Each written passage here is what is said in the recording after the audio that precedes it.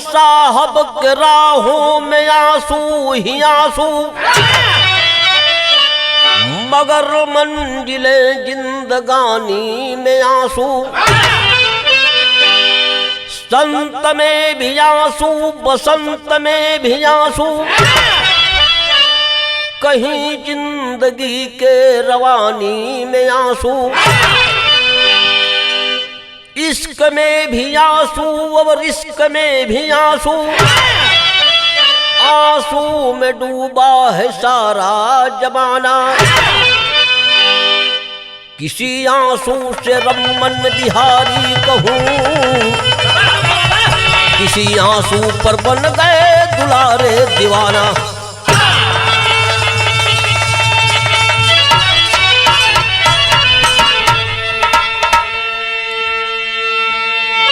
यहाँ 2 लाइन कव्वाली का टुकड़ा लगा हुआ है।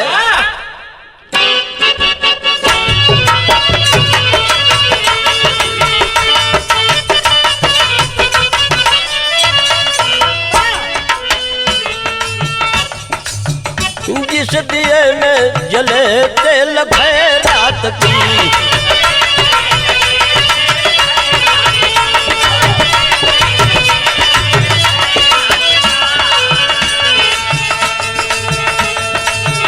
हमको वैसा उजाला नहीं चाहिए।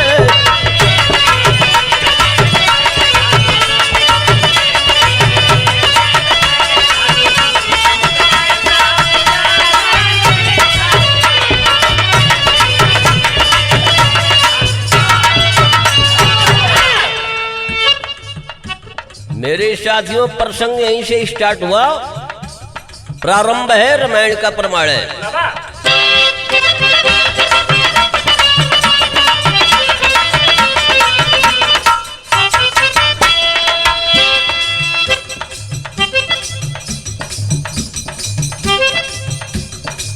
जिस समय राम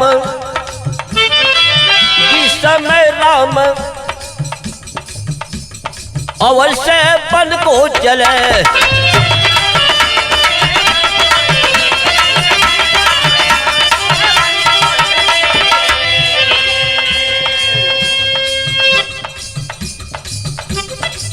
सारा दुनिया है आंसू बहाने लगे।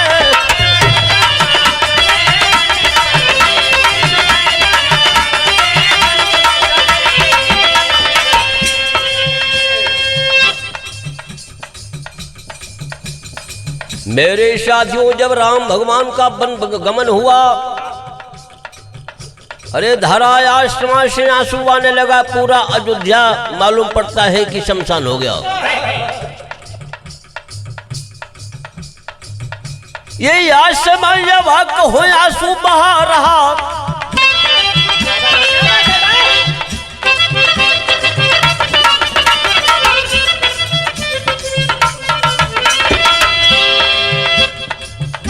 ये आश्रमा जब हक हो आंसू बहा रहा, अवनी की धार, अवनी की आंसू धार से दुनिया नहा रहा।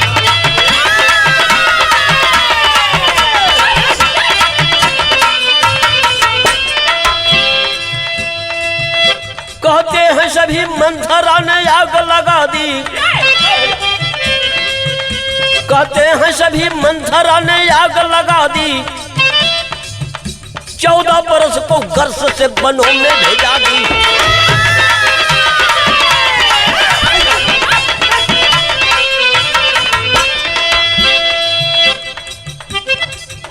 शयामरण पर भूप जी निवास कर रहे, शयामरण पे भूप जी निवास कर रहे, जमराज के पास में हिसाब कर रहे।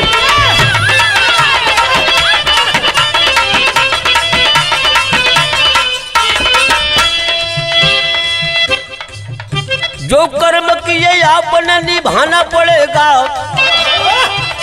जो कर्म किए आपने निभाना पड़ेगा, राजा जी सीधा नरक में जब जाना पड़ेगा।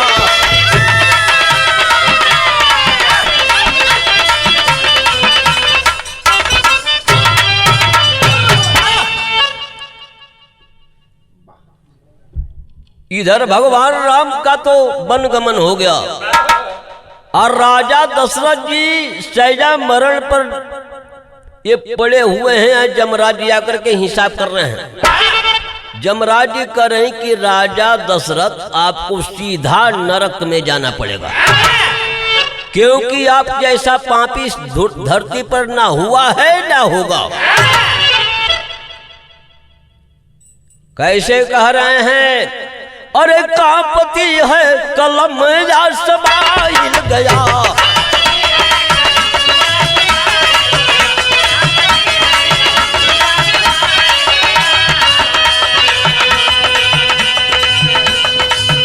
बाप गिन गिन कर सारा बताने लगेगा।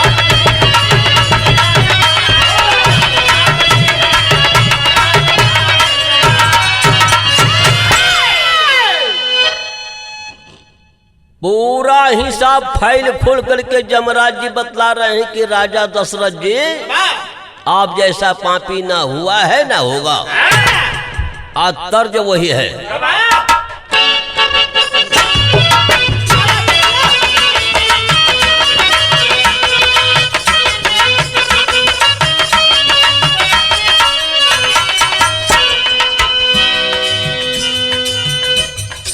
मोरे सजनवा हो, मोरे सजनवा हो, अरे देवा कंगनवा कानपुर से ले आए। मोरे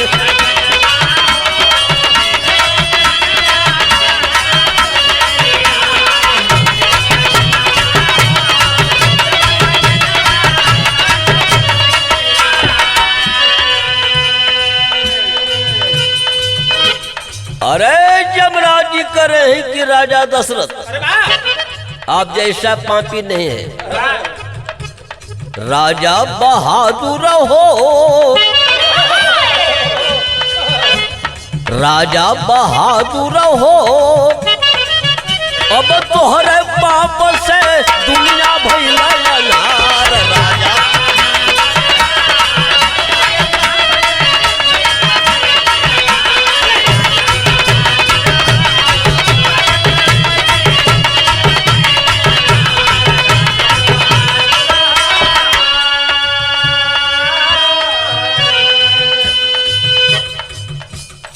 हिजड़ा रहल अवधपुरी में रखल 3 दिन नारी।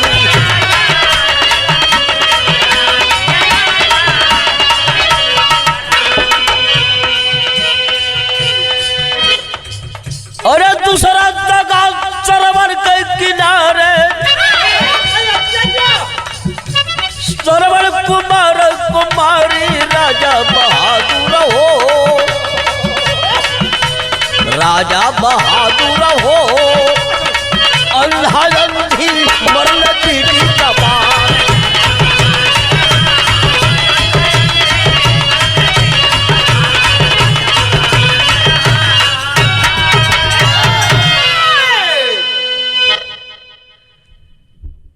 जमराज जी कह रहे हैं कि राजा दशरथ जी आप अपने सरवन भयने को ही मार दिए। आप हिजड़ा रहे फिर भी 3 नारियां रखे थे महल में। कौशल्या के कई सुमित्रा और अपने भयने को ही बद्ध कर दिए श्रवण कुमार को। आप जैसा पापी कौन है? और बतलाते हैं कि अब आगे पाप आप क्या किया है। तर्ज वही है।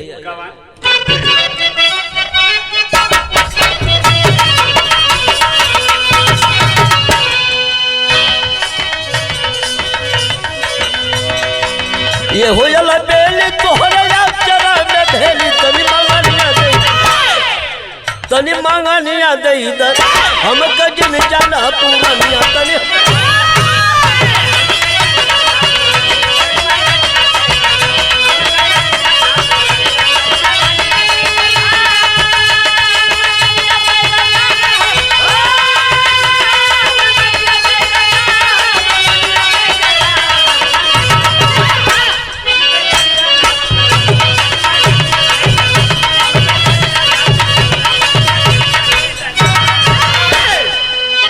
यमराज जी कहते हैं कैसे?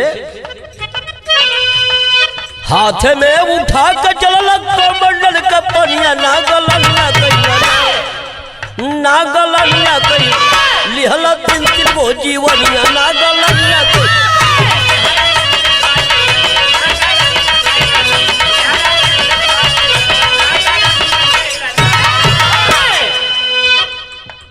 तू गिरवल जहवानीर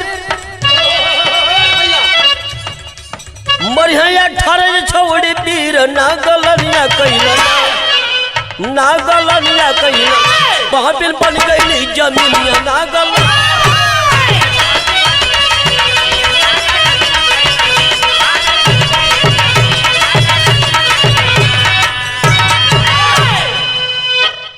बतलाते हैं यमराज जी सीधा कि आपने कमंडल का पानी श्रवण कुमार को मारकर ले गए अंधांधी को पिलाने के लिए।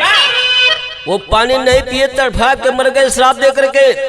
उस कमंडल के पानी को आपने धरती पर गिराया, धरती आसमान को फेंका, आसमान कमंडल में भर दिया, और वह कमंडल का पानी आप कुरुक्षेत्र के मैदान में गिरा दिए। जमीन निर्मोही पापिन पड़ गई, और वह द्वापर में 18 थोड़ी सेना मारी जाएगी वहीं पर। ऐ राजा दशरथ, ये पाप सारा आपके सर पर है। आप जैसा पापी बतलाइए कौन है धरती पर? यमराज जी का बात सुनकर के राजा दशरथ जी कहते हैं कि ठीक है सर, हमें नरक में डाल दीजिए, यहां टेरी का भाव है।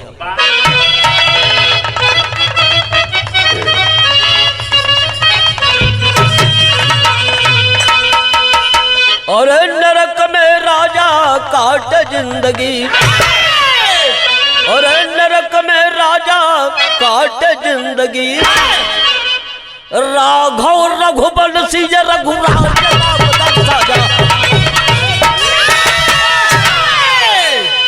राघव रघुवंशी रघुराज रामदल साजा, नरक में राजा काटे जिंदगी।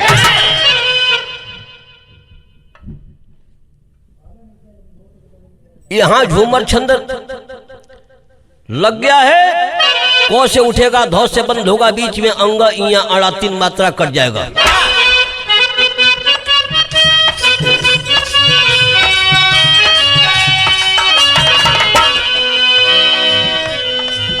काटे नरक मझारी, खूलल पाप के पेटारी, गिरे गादावा के मारी, घटल कुल का मानावा,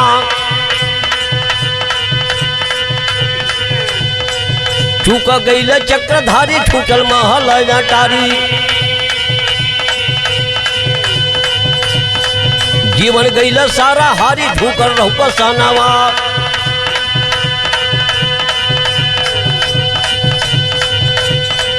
टेकी हरिचंद्र ज्ञानी, ठीक तारा जिनके राने, डियर जाहिर बा कहानी, ढंकल सूरज चानावा,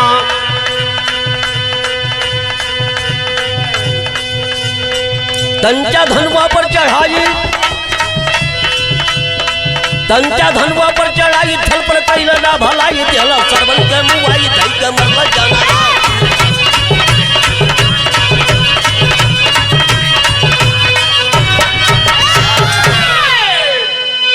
दिहला सरवन के मुआई, धई के मरला जन्मा। ये सारा गणना करके बतलाते हैं यमराज जी। यहाँ 2 लाइन तर्ज का वही भाव है।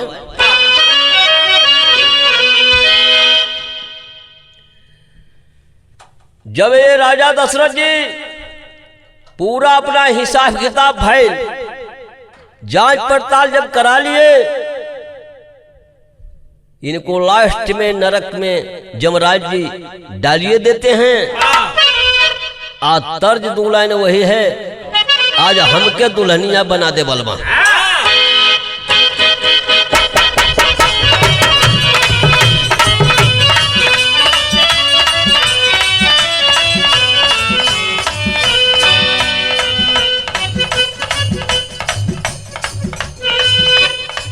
और नरक मझरिया में पड़े चक्रधरिया, गदवा कमरिया गिरेला तनवा, जानकी को रावण चुराई बनवा, यह जानकी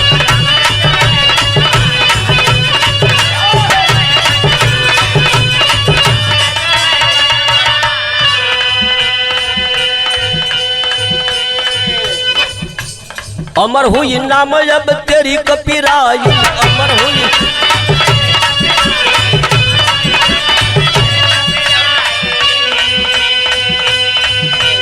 हनुमान लंका से सिया सुधिलाई,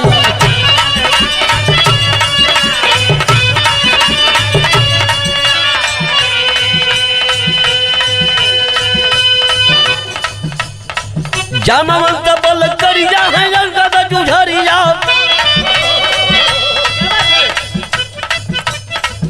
सुग्रीव करत जल गुण गनवा, यह जानकी के रावण चुराई बनवा,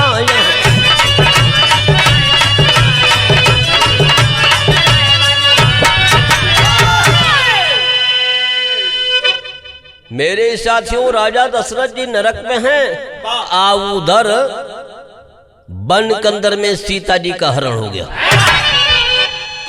सीता जी का हरण हो गया। हनुमान जी पता लगाते हैं, भगवान राम को आकर के सारा घटना लंका का बतलाए, और बानरी सेना चढ़ाई कर दिया लंका में, और चढ़ाई कर दिया तो लंका में लड़ाई लग गई। और तर्ज वही है,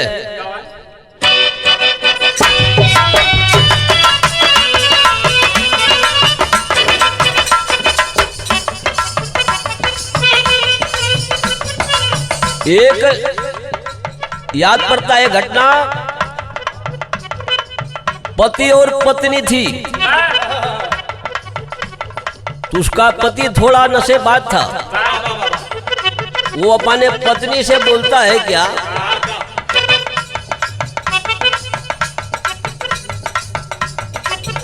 तो हर बोली जा गोली का समान हो गई, तो हर बोली जा गोली का समान हो गई, रात से जिया पर सुतल बिहाना,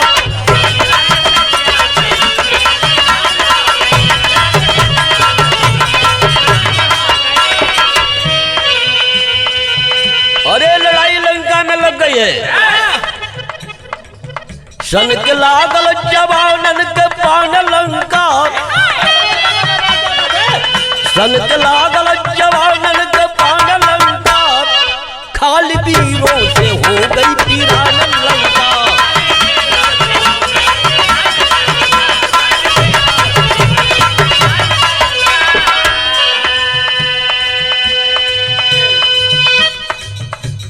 कुंभकर्ण बलवान मेघनाथ जो महान दस कंधर को मारे हैं कृपा निधान,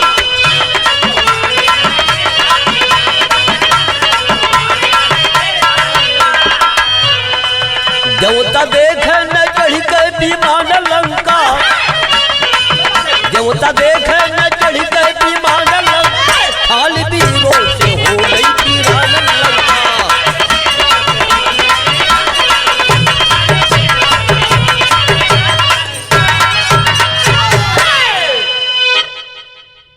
यहां तो भाई बात समझ लीजिए, दो लाइन कि लंका का विनाश किए और विभीषण को उड़ाए टीका देकर के भगवान राम अयोध्या में आ गए।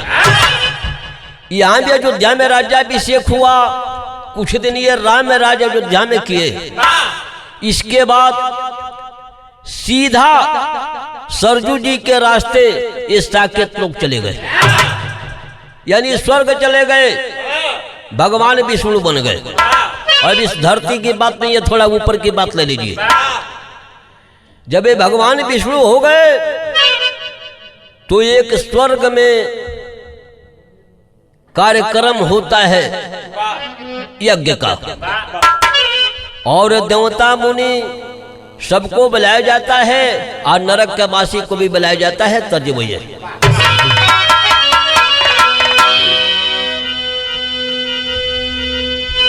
एक सखी अपने सखी से क्या बोलते, अरे कलकत्ता से में कल हमार सजना,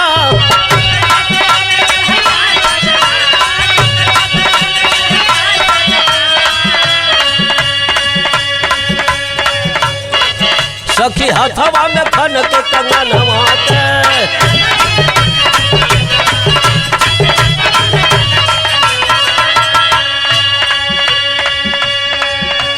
इसी तर्ज में कार्यक्रम लगा हुआ है स्वर्गलोक में। आदेश है भगवान विष्णु का और जगह जगह से विमान द्वारा देवतागण जा रहे हैं। अरे पाई का खबर देखो देवता,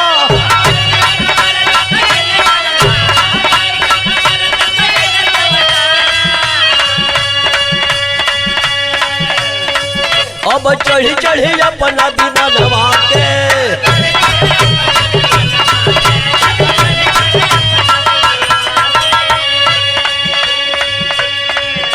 नरकों के लोग पके आइले देवता,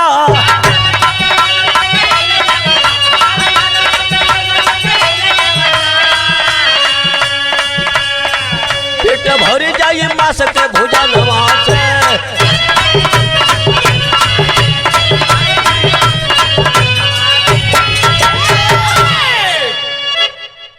उस यज्ञ में नरक के वासी भी हैं, देवता मुनि स्वर्ग के वासी सभी पहुंचे हैं। अलग अलग व्यवस्था है, कहीं शाकाहारी है तो कहीं मांसाहारी। ये भगवान विष्णु देख रहे हैं कि एक भाई जिनके सर पर कफन है, गद्दा का माल गिरता है, ये तो भोजन नहीं कर रहे। ये कौन है महानुभाव? ये जा करके भगवान विष्णु स्वयं कफन अपना तारते हैं, देखते हैं कि ये तो राजा दशरथ है, जहां मैंने जन्म लिया अयोध्या में। यहां 2 लाइन पापट का भाव है।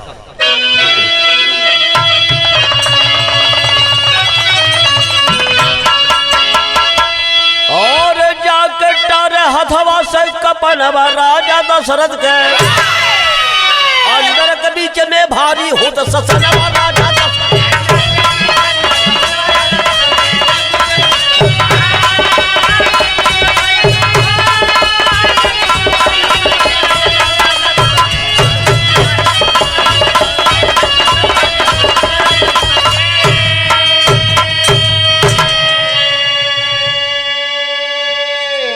नरक बीच में भारी हो तो ससनमा राजा दशरथ के। नीचे काटे कीड़ा ऊपर गिरे गदा के मार हो, अहिले धरातल दिग्गज कांपा बहे नाग से धार हो। अरे रघुकुल सूर्य वंश के जरल दिया नवा राजा दशरथ के। साफ बता दा हमारा से कराना बता दा।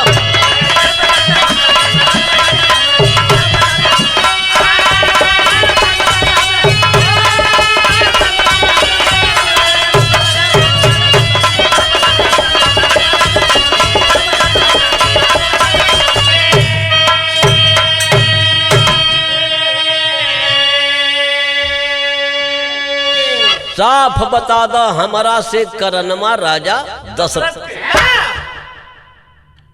भगवान विष्णु कह रहे हैं कि मैंने राम के रूप में अवतार आपके यहां लिया।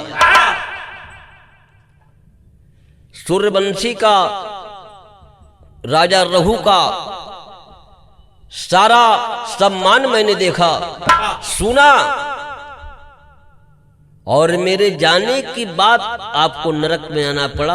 ये नहीं समझ में आ रहा है कि आप कौन ऐसे का कर्तव्य किए हैं कि आप नरक के वासी बने। यहां 2 लाइन अल्लाह का भाव है।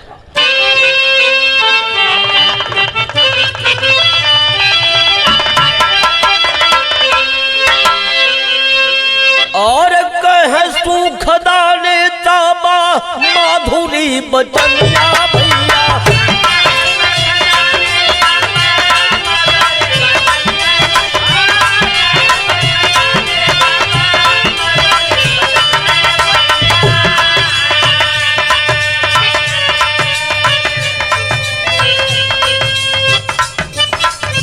कोमल पाप कैलो बाबू धरती मझा।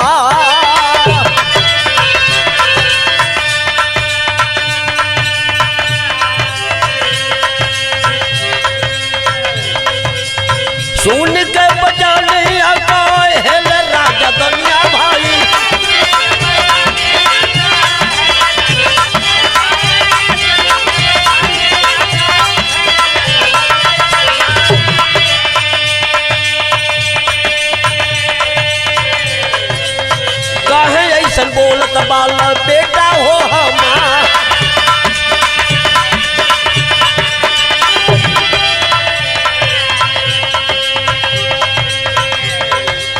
तोर लो हिला गजा राज विधवा के बाबू।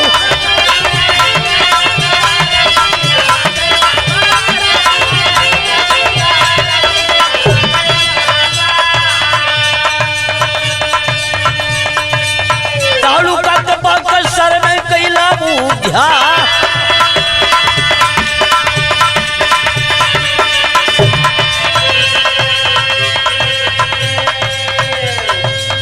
त्रेता में विहीन कैला, त्रेता में विहीन कैला और इसे धर दिया बाबू।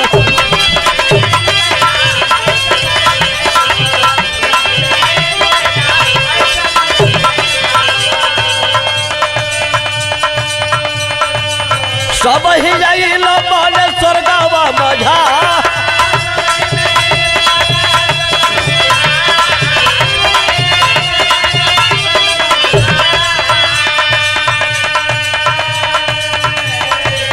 मुनि पुलस्त के समस्त खानदानवा बेटा।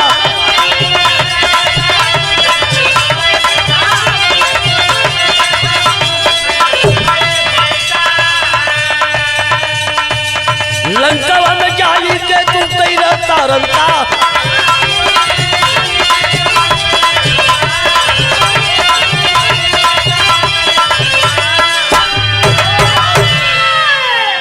अरे राजा दशरथ जी बतला रहे हैं भगवान विष्णु से कि बेटा आप जैसा पुत्र ऐसी वाणी नहीं बोलना चाहिए। ये पृष्ठ मुनि के सारा समस्त खानदान लंका में जाकर के तारन तार कर दिए। गलिका के दजामी को तारन तार किए, बक्सर में तालुका को उद्धार किए। लास्ट खड़ी का प्रमाण है विरह का।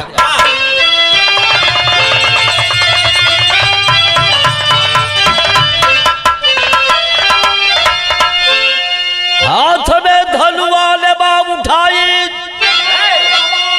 अरे बतिया सुन ले रघुराई। तो कई दा हमरो के तरनवा चला के बना।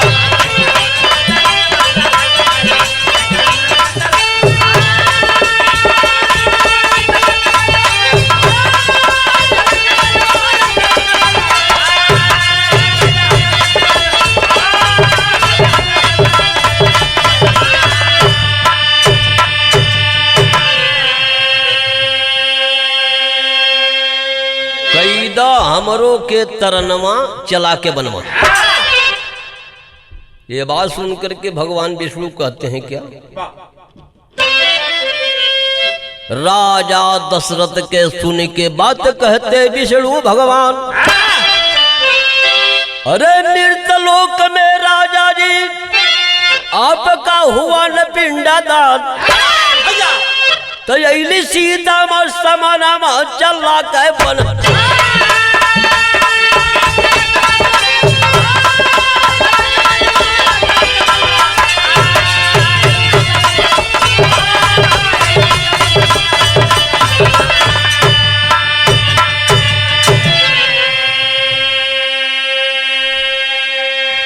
माँ सीता आके बयान दिया कि पिंडदान मैंने दिया था।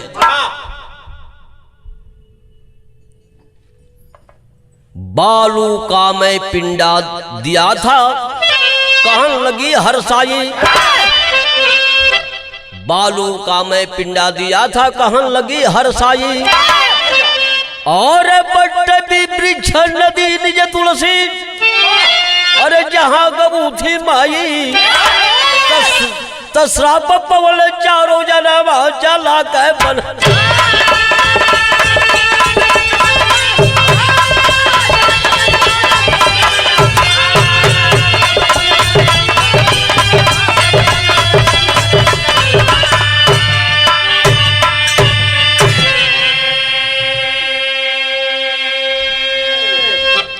जगत के जननी माँ सीता का सुन के सही बयान,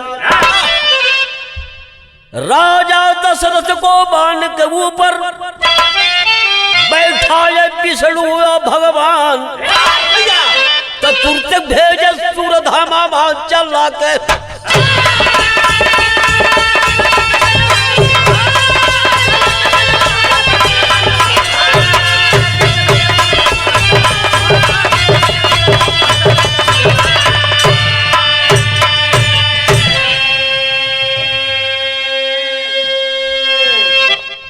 रमन रतन लाल दुलारे चंद्रहास लिख कर कहते कहता रघुवंश पुराण। अरे गंगा सागर मृत्युंजय पिंटू परदेसी का पूजा अरमान हो। अरे नरक में राजा काटे जिंदगी, अरे नरक में राजा काटे जिंदगी। अरे मास्टर दिनेश कभी पल्लू का विजयी ताजा।